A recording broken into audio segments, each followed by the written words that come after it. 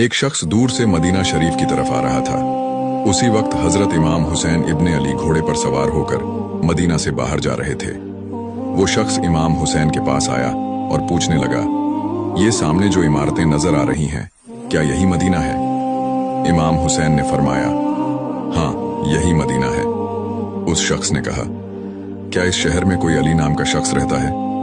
इमाम हुसैन ने फरमाया, हाँ, रहता है। बताओ तुम्हें उससे क्या काम है? उसने गुस्से से कहा, मैं आज उसे कत्ल कर दूंगा, क्योंकि उसके बाप दादा ने हमारे बाप दादा को बहुत सी जंगों में मारा है। आज मैं उससे अपनी दुश्मनी का बदला लूंगा। फिर उसने पूछा, तुम्हारा नाम क्या है? इमाम हुसैन ने फरमाया, मैं हुसैन हूं, अली का छोटा बेटा।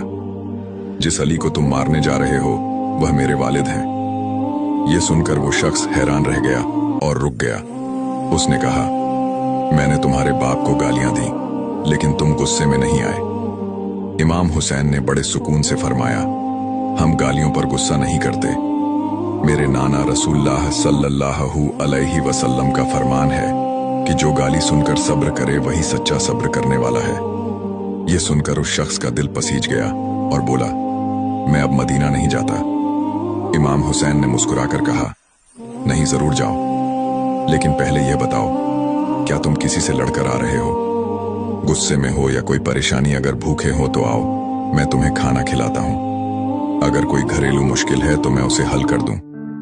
वो शख्स बोला, असल में मैं इसी वादे पर आया था कि अगर अली को कत्ल कर दूंगा तो खजाने से इनाम मिलेगा। इमाम हुसैन ने फरमाया, अगर इनाम ही चाहिए तो मैं अभी यहीं खड़े खड़े तुम्हें तुम्हारा हिस्सा दे देता हूं। वो शख्स हैरत से बोला, अभी कैसे दोगे? इमाम हुसैन ने आसमान की तरफ नजर उठाई और फरमाया, देखो, तुम्हारे हिस्से की थैली तो एक परिंदा लेकर आ रहा है। वाकई एक चील झपट कर नीचे आई और सोने के सिक्कों से भरी थैली उस शख्स के सामने गिरा दी।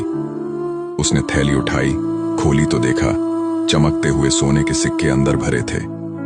उसके चेहरे पर हैरत भी थी और शर्मिंदगी भी। और उसी लम्हे उसे एहसास हो गया कि अल्लाह के असली बंदे बदले की आग नहीं भड़काते, बल्कि इंसानियत और रहमत से दिलों को जीतते हैं।